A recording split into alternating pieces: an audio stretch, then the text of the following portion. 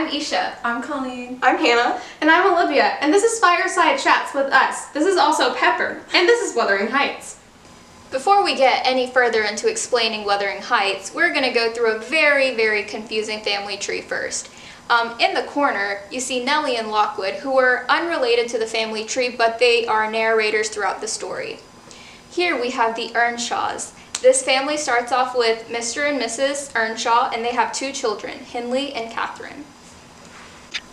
The Lintons are the Earnshaws' neighbors, and they live at Thrush Cross Grange. It starts with Mr. and Mrs. Linton, and their children are Edgar and Isabella. Edgar eventually marries Catherine, and Isabella eventually marries Heathcliff.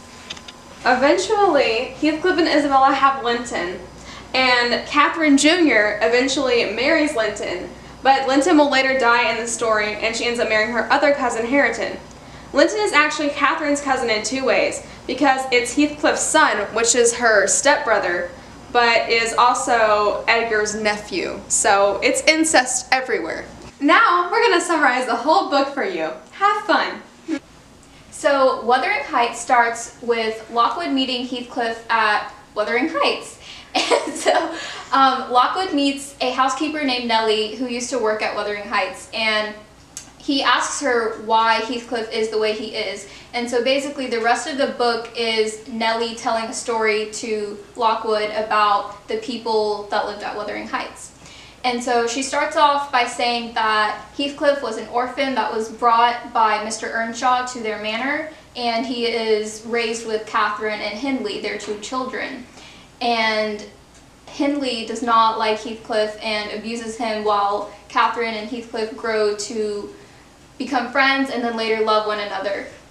So one day Heathcliff and Catherine go to a neighboring manor called Thrush Cross Grange, and Catherine gets bitten by a dog. And after that encounter, she gets closer to their son named Edgar, and after that Edgar and Catherine begin to have a relationship, and Edgar eventually proposes. Catherine realizes that she's not going to be able to be with Heathcliff, and she eventually marries Edgar.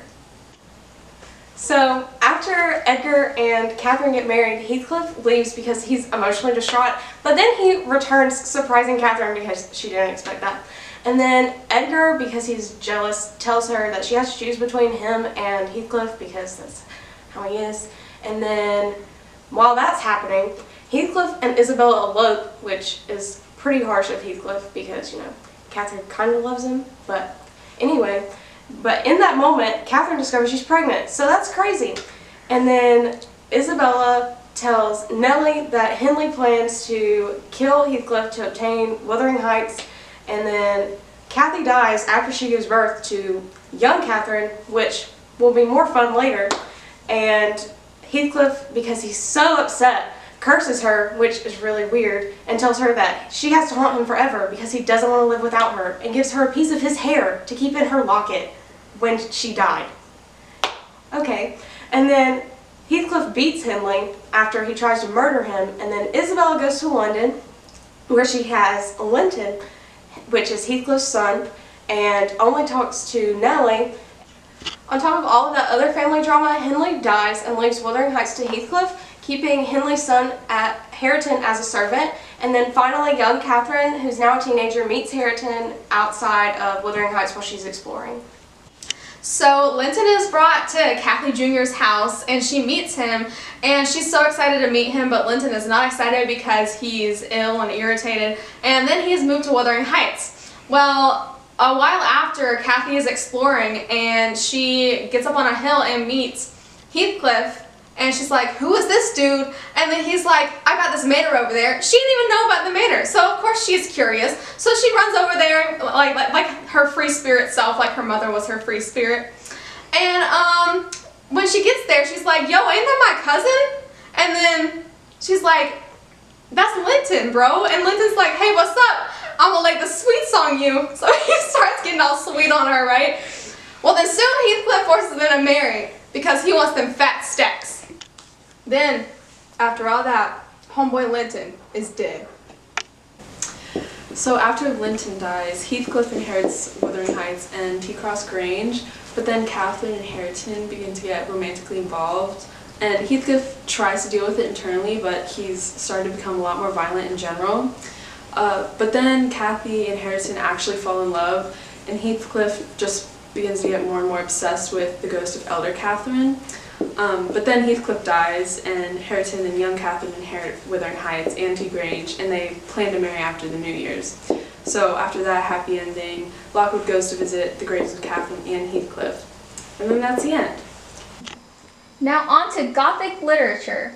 The following is cited by academic.brooklyn.cuny.edu. What makes a work Gothic is a combination of at least some of the following elements: a castle, some form of supernatural, extreme weather or landscape, definitely a passion-filled villain, a curious heroine, and terrifying events in the book. Gothic literature creates feelings of gloom, mystery, and suspense that leads towards the dramatic nature of the novel. Wuthering Heights definitely encompasses all of the following elements. In true Gothic fashion, boundaries are trespassed, specifically love crossing the boundary between life and death, and Heathcliff's transgressing social class and family ties. Bronte has incorporated the Gothic trappings of imprisonment and escape, flight, the persecuted heroine, the heroine wooed by a dangerous and good suitor, ghost, necrophilia, a mysterious foundling, and revenge. Thank you for watching our Wuthering Heights fireside chat. Bye!